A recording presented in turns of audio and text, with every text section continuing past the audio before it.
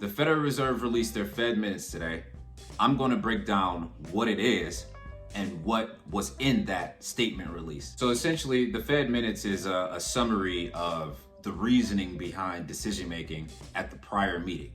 And so in this case, it was the meeting during March, which was during the banking crisis. So this is a pretty important minutes release. So they did see credit conditions tightening before the banking crisis, and the banking crisis just exacerbated that.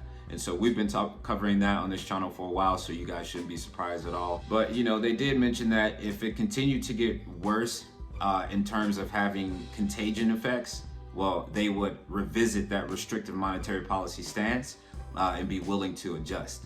And on the flip side, if it kind of abated quickly and didn't have as much effect as they anticipated, well, they'd be more willing to keep that restrictive monetary policy stance, which is in line with their goal of bringing inflation back down to 2.5%. Now, they pretty much 100% locked in this 25 basis point rate hike in the meeting in May. With the messaging, they continue to reiterate that the goal is to attain a monetary policy stance that is sufficiently restrictive, which means they're going to raise interest rates and keep that level high until they start to see, more data that shows that it's appropriate to pause or even cut at that point, which we know we're a long time from. And with the labor market, they've noted robust job gains with unemployment still at a historic low, which justifies at least one more rate hike in May. Because as I've been saying, Jay Powell still needs to fire more people. Remember that. So I thought this was interesting because there were no dissents at all. And you would think at such a crucial time like this, you would have, somewhat of a bifurcated view within the Fed. And I think you do.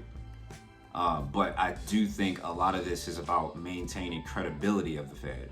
And so people chose to not, or members chose to not come out publicly with their dissents. Because there are some members who thought we should pause, like that guy Goolsbee.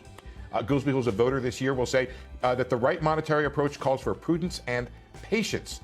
Financial tightening, he says, caused by banking problems could mean that monetary policy has less to do. He goes on to cite private sector analyses that show financial stress could be the equivalent of 25 to 75 basis points of tightening from the Federal Reserve. Well, he thought we should pause and further assess economic conditions to see if it will warrant more rate hikes. That would be a bad move, because remember, a lot of this is about messaging as well. And so the Fed, all they want to do is send the right messaging right now. And the biggest message that they're trying to send is that inflation is still the number one goal of bringing that back down, because longer term inflation is more dangerous than shorter term financial stability in their eyes. Now, they did note that progress on disinflation, or inflation coming down, not deflation, but inflation coming down or slowing. Progress on disinflation is slower than expected, which once again warrants another rate hike in May. Now, what was interesting to me is that they did note a mild recession to start later this year in 2023. So even though they didn't want to admit it all year, what they've effectively done is hiked us into a recession. But hey, we needed that recession. It should have happened more naturally, but hey, we're getting it anyway. The difference though is I do think it's gonna be a lot worse than the Fed expects. I think their perception of control over this recession is it's overblown. So if you've been watching this channel, as we expect, we're most likely going to see a 25 basis point rate hike on May 2nd, with a likely pause after that, unless inflation it comes in hotter than expected on the next CPI report, and I mean significantly hotter. Other than that, the CPI report came out today. I was wrong yesterday, guys. It came back, or the day before yesterday. It came out better than expected, but only by 0.1%. So they projected 5.1. I came in at 5.0 on the dot.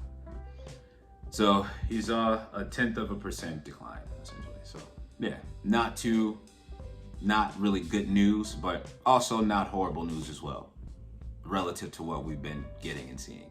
So I hope I provided you guys with an understanding of the Fed minutes. Keep watching. I'll see you on the next one.